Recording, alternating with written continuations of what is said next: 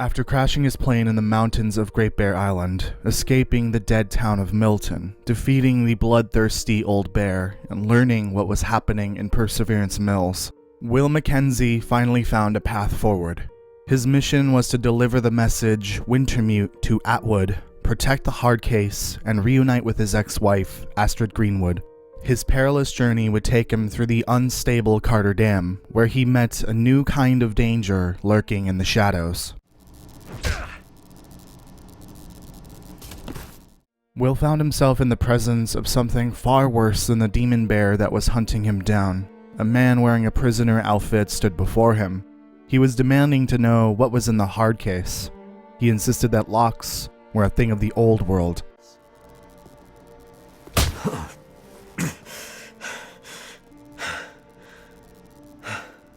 He was once a part of that world, but this was his world now.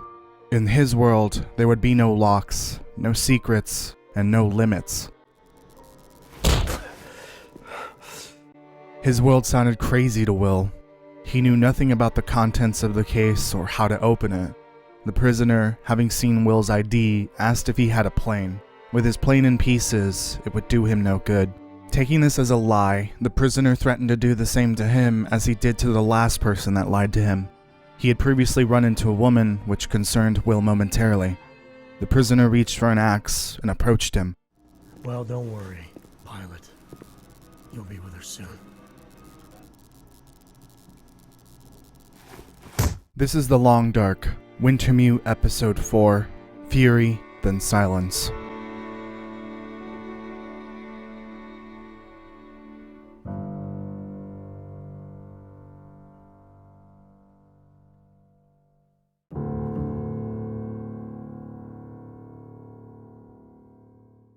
A crow was cawing up in the air as it followed two prisoners. With them was a bound and unconscious Will as he was awakening. The wolves were howling in the distance as they approached, which wasn't the only thing hunting them. Assuming he was still unconscious, the prisoners discussed their plans to break someone named Donner out of Blackrock. Finally awake, Will whispered he needed water. The leader of the prisoners, Mathis, approached him. Concerned about whether Astrid had run into him, he asked Mathis about the woman he had mentioned before. It was an older woman that started screaming after seeing him in the dam, after which he killed her. Will called him a monster, and Mathis exclaimed that he had no idea what kind of monster he was. Mathis wondered why it mattered to him, and if it had to do with the hard case. Will reiterated he didn't know what was inside. It didn't matter to Mathis because they would find a way to open it. While resting, Will heard of Mathis's plan for him. He would be their ticket off the island. Closer than before, the howl of the nearby timberwolves echoed as they approached the prisoners. They attacked the two prisoners carrying Will, causing them to drop the medical stretcher he was resting on. All of a sudden, Will found himself sitting on an edged slope overhanging a ravine. Come and get some, you fuckers! This was Will's opportunity to escape. He jumped over the edge, separating himself from the prisoners. With his hands tied together, he makes a run for it along the ravine. With the prisoners hot on his heels, he nearly escaped being spotted. Along the way, he overheard the two other prisoners discussing their plans again. They needed his piloting skills to get them back to the mainland. The balding prisoner didn't care if Will escaped. He was more concerned about the bow-wielding hunter that was after them. Further down the ravine, Will found an abandoned homestead and a rusty saw blade, which allowed him to cut his binds. After a short climb out of the ravine, he would run directly into Mathis.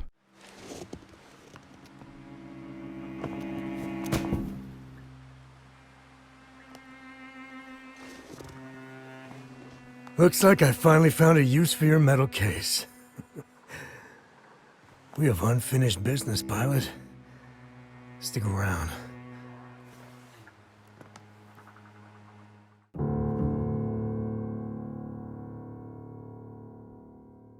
Time would pass as Will rested in a prison cell at Blackrock Penitentiary. He awoke to the whispered calls of his neighbor. Using the window between their rooms, he introduced himself to the former warden of Blackrock, Franklin. Franklin suspected they were needed for a reason, otherwise they would be dead. The power had been out for several weeks by this point. There would certainly be no help from the outside world. He mentioned that he and Mathis had a history. Mathis was convicted for murder, and Franklin was warden at the federal penitentiary that held him. Despite Blackrock being a fortress, it wasn't enough to hold Mathis in. He was the new warden, and he was after Donner. Donner was his son, and he was stuck in solitary. The only difference between the two was that Donner was much worse than Mathis. People like Donner were the reason why prisons like Blackrock were made. Franklin would explain the events that occurred to put the prison in its current state. Weeks before the first flare, the power would go out at Blackrock. The backup generators would kick in, but the prisoners would eventually start a riot and take over. After Mathis's arrival, they started their plan to break Donner out of solitary. Franklin explained that something was keeping them from breaking him out. Even with the power out, solitary should have been opened by now. He believed that something else was keeping the prisoners from breaking him out. The saboteur was out there throwing a wrench into Mathis's plans. This only meant more trouble would come Franklin's way. Almost like it was a prediction, some prisoners would start approaching. Mathis saw that Will was awake, but he kept going. Franklin was his target. He explained that the prison was in lockdown and he didn't know why. Donner just... Don't you ever say his name. He swore he knew nothing about the lockdown. The prisoners suspected that someone was messing with the system and that it was getting worse. All their progress would be reversed by a new problem. Franklin should know how the system works, but nothing seemed to be working right. Bullshit. Stop wasting my time. And stop wasting your time. You don't have much left. Unless we get that door open. Franklin pleaded that he knew nothing, but Mathis decided to jog his memory.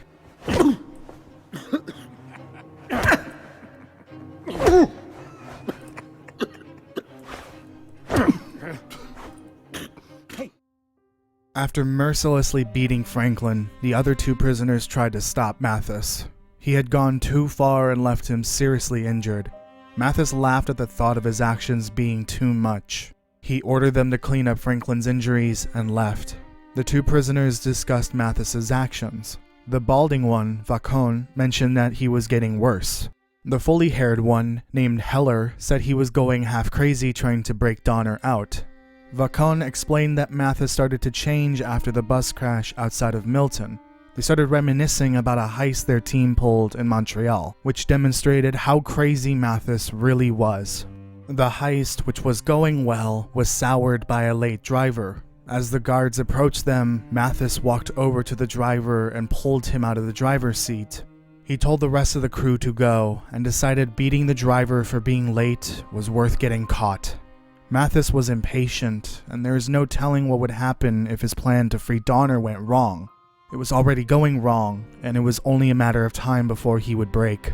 Despite cleaning up Franklin, he clearly needed proper medical attention. They feared that things would get worse for them if he died. Bickering over who had to get the medical supplies to help him, Will jumped in and offered to do it. After some hesitation, they agreed that he could do it. They would distract Mathis long enough so that Will could get the medical supplies from the nearby infirmary. On the outside of the main building, Will found himself free to explore the greater Blackrock prison. After making his way around the side of the prison wall and to the other side of the gated area, he would find and enter the infirmary. Inside, he would fail to find what he was looking for. According to a note he found, the medicine that Franklin needed was sent to an emergency situation that occurred some time ago. He would need to venture far from the prison walls to find it. To his surprise, the phone on the wall would start ringing. The person on the other side asked who he was. Will was a nobody, just a bush pilot. The caller wanted to know if he was working for the prisoners. Will was working for them, but not with them. He needed to do what they say for his and Franklin's sake. He asked her where she was, but she wouldn't give up her location. She let him know that she was in a stalemate with the prisoners and that he needed to pick a side. Will wasn't on anyone's side but his own. He asked what she wanted, but that question had a long answer. At the very least, she was safe from the prisoners, but it seemed that Will himself was not safe. Changing the subject, he explained why they let him out of the prison. The warden, Franklin, needed medicine. While he was technically working for the prisoners, he was certainly not working with them. The caller sounded suspicious of Will's situation. He finally asked if she was responsible for the trouble with Solitary. She neither confirmed nor denied it, but she knew about Donner. She didn't know if he was part of his crew. Regardless of her trust in him, she was indeed the reason Donner was still stuck in Solitary. They ended the call with that revelation. After this, Will left the prison walls in search of the medicine. Not far from the prison, he would find signs of life. Following the blood trail, he would find a dead prison guard and the medicine that Franklin needed. Upon his return, Vakon was surprised to see that Will made it. After being searched for weapons, he was allowed back in.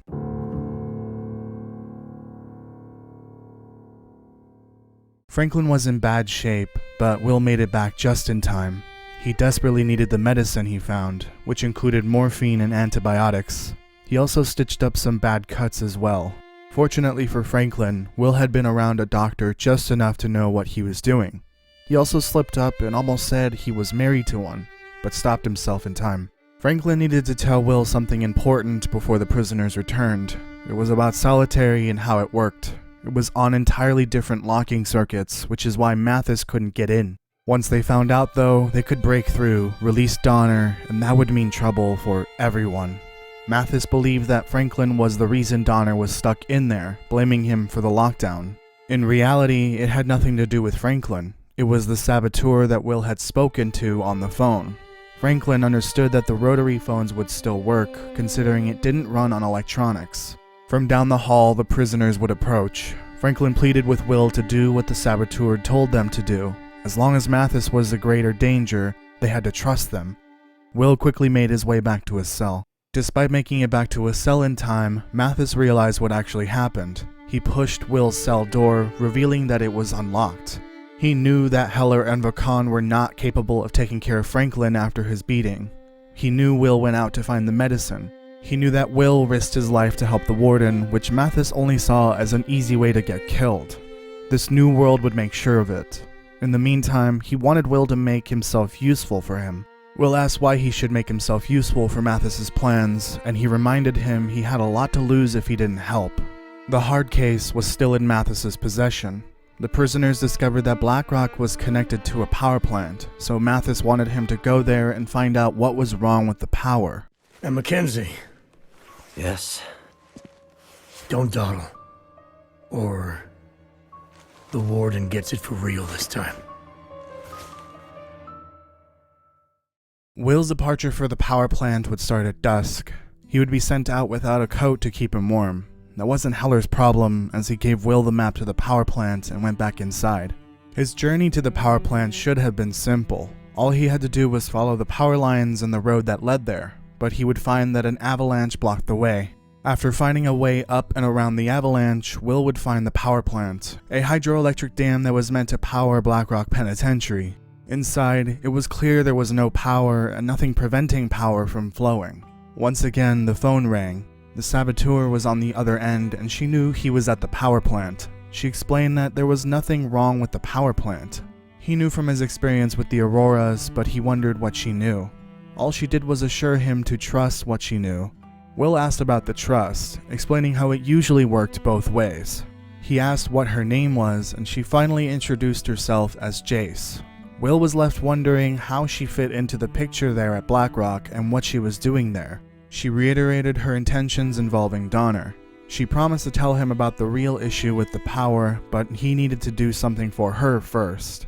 Despite asking to know where she was again, she avoided answering, but did answer how she got there. Her car, like everything else, stopped working when the first flare hit. She had wandered in the snow for a while until she stumbled upon Blackrock. Her arrival occurred right when the prisoners started to execute the guards. The gunshots rang for almost an hour, and the prisoners had successfully taken over. She decided her mission in Blackrock was to stop Donner from escaping. He would be capable of untold evil. If she was right about how long this would last, it would mean trouble for a lot of people across the island. She didn't elaborate on what she meant by this, but it was more than just Auroras. Will revealed Mathis's presence and intentions to break Donner out, which caused Jace to panic. She devised a plan to keep Donner in solitary, and she needed Will's help. In order to move forward with that plan, they needed to trust each other. She asked him what he wanted out of helping her, to which he explained his hatred for Mathis. He also needed to retrieve the hard case. She asked what was in it, but he couldn't say. He knew nothing of what was inside. It was important to him because it was important to Astrid. The plan was to stop the prisoners from accidentally unlocking Solitary by completely seizing the entire system. She had obtained the plans for the prison and discovered the old steam tunnels, which led to the newer locking mechanism for Solitary.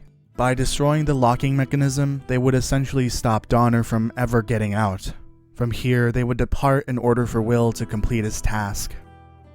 Inside the steam tunnels, Will would find the underground steam pipe network had frozen over. It was still functioning with the boiler still producing steam, but the network needed to be manually thawed out. After thawing the entire network, he was able to find a way through the steam tunnels to the other side.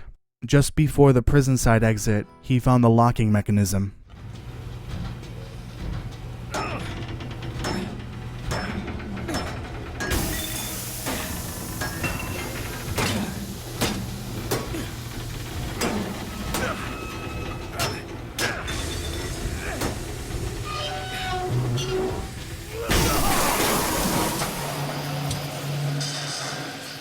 The deed was done, and Donner's fate was sealed.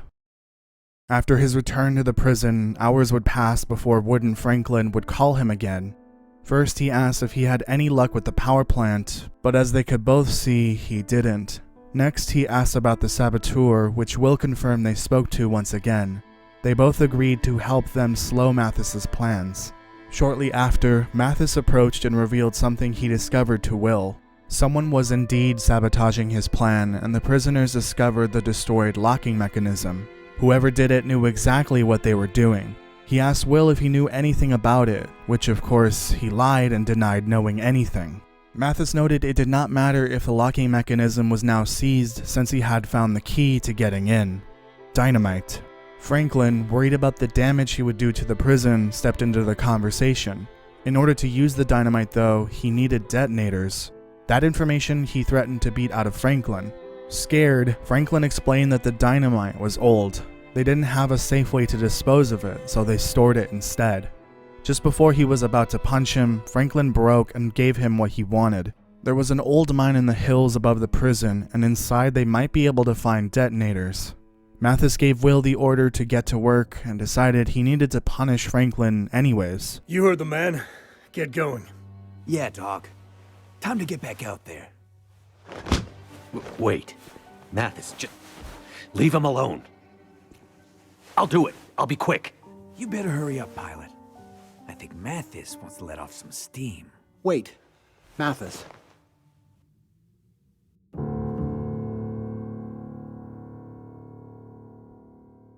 The journey to the mine would be long and dangerous. Timberwolves infested the Blackrock Valley.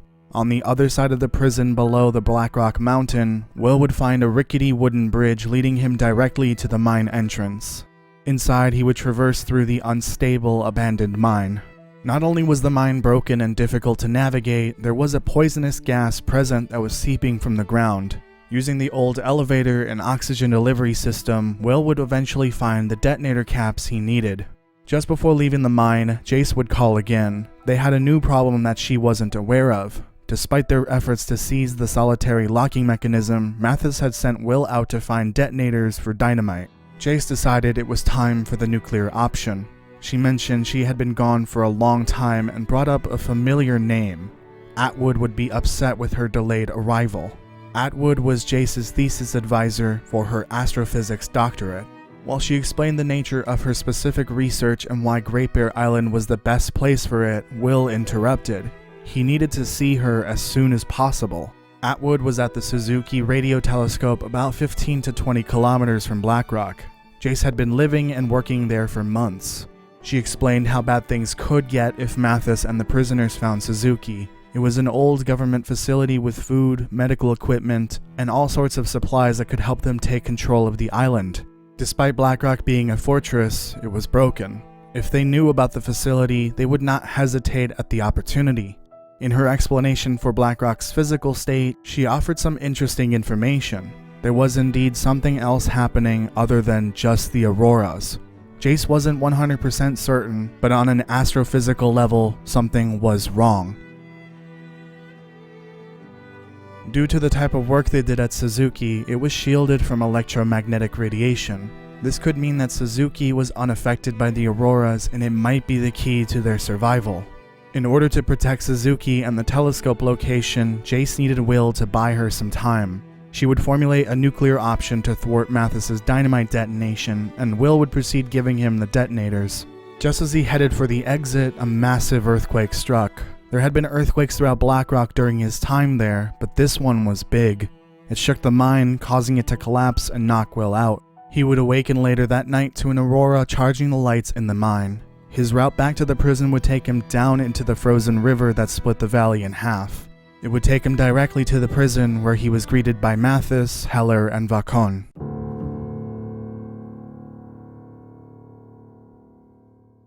Inside the prison, Will found himself tied up to a chair once again. With Mathis pacing in front of him, he was left wondering why they had to meet this way.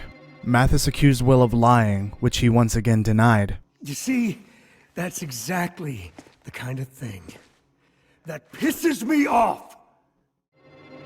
Will claimed he knew nothing about what was inside the hard case. This time, Mathis was accusing him of sabotaging his plans. Will proceeded to claim he knew nothing about what he was talking about. Shut your mouth! All I hear are lies. I know everything. Warden Franklin was dead. They beat the information about Will and the saboteur out of him. Now that he knew everything about what was actually going on, and now that his plan was foolproof, he no longer needed Will. Mathis only kept him alive so that they could be flown to the mainland, but he now realized that Great Bear Island was theirs for the taking. There, they would be kings. Will outlived his usefulness to Mathis, so he began to swing the metal lever from the destroyed locking mechanism.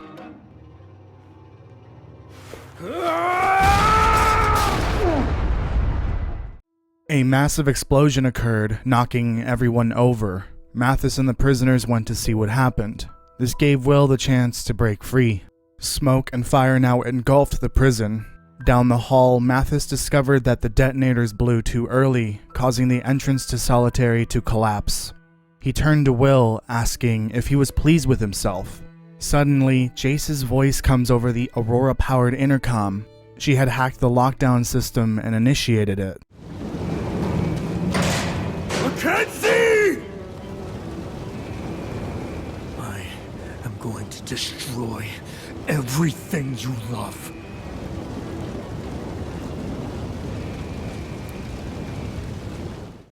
Jace warned Will that he needed to get the hard case now. The smoke-filled halls nearly suffocated him, but he would make it to the warden's office. Inside, he would find the hard case that Astrid was willing to die for. He couldn't leave without it. In the warden's office, Jace called him and told him to hurry up with the hard case. Will asked if she was responsible for the early explosion. She indeed had something to do with it, but the prisoners were mostly at fault. She then directed him to the fire escape, which would lead him to the prison yard. From there, the prisoners would shoot at Will as he escaped into the steam tunnels. Across the region, he would reach the dam and finally meet Jace. They would finally get to introduce themselves properly. They thanked each other for the help. Their trust in each other resulted in their victory. She was certainly capable in many ways regarding engineering and technology, but her plan ended there. Will suggested that they get to Atwood next. Jace mentioned that Atwood was fragile and was worried the events following these auroras was affecting her. Unexpectedly, they heard knocking at the door. Mathis had been following Will to the dam. She had not planned this far ahead, meaning they were stuck waiting for Mathis to arrive. And as expected, they did. Mathis was amazed that Will made it this far. Will's stubbornness is what got him this far, but that wasn't the equivalent to smartness. Jace, now formally introduced to Mathis, expressed her lack of fear of him. She had been fighting men like him all her life. Heller entered the conversation to bring bad news to Mathis. Donner was injured very badly. Furious, Mathis blamed them for this. Their meddling caused him enough trouble. It was time for Mathis to deal with Will once and for all.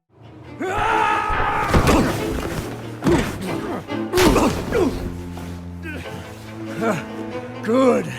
I like them to struggle before they die.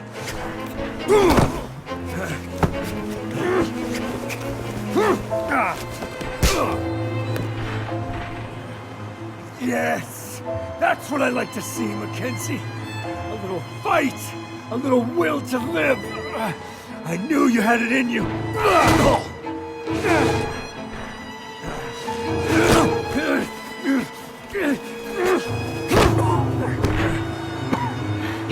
Mathis! Mathis! He's dying. His daughter is dying.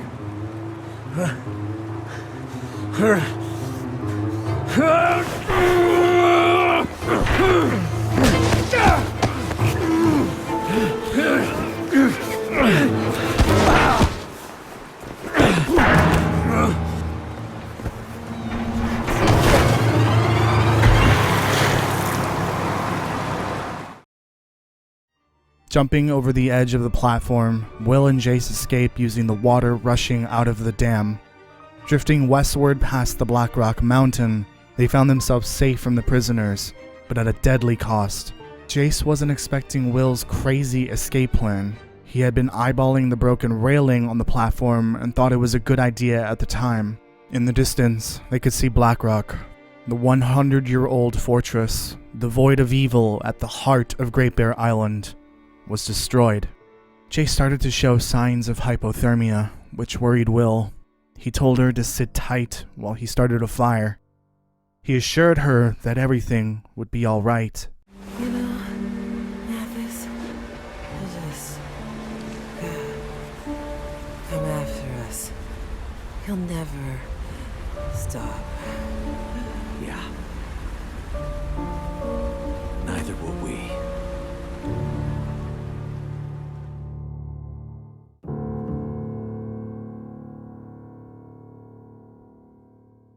The game cuts to Astrid on the final stretch of her journey to Perseverance Mills. She had walked along the Great Bear Highway and found a boat to take her to the town. She would be found on the docks of Perseverance Mills by two strangers and someone with a familiar voice.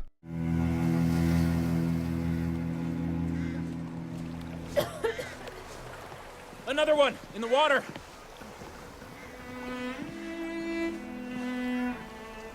But not drown like the others. Must not be a quarantine breaker then? Is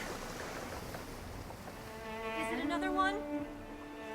This one is different! Can't be. Watch it. Might be infected. No, not her.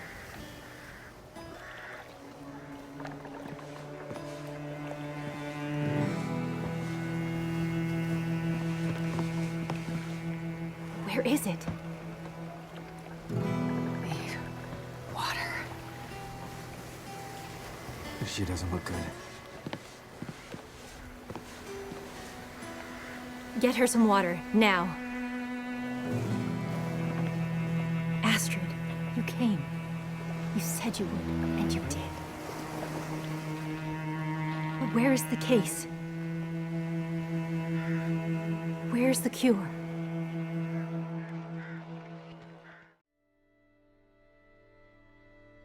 This is how the story of the Long Dark ends for now.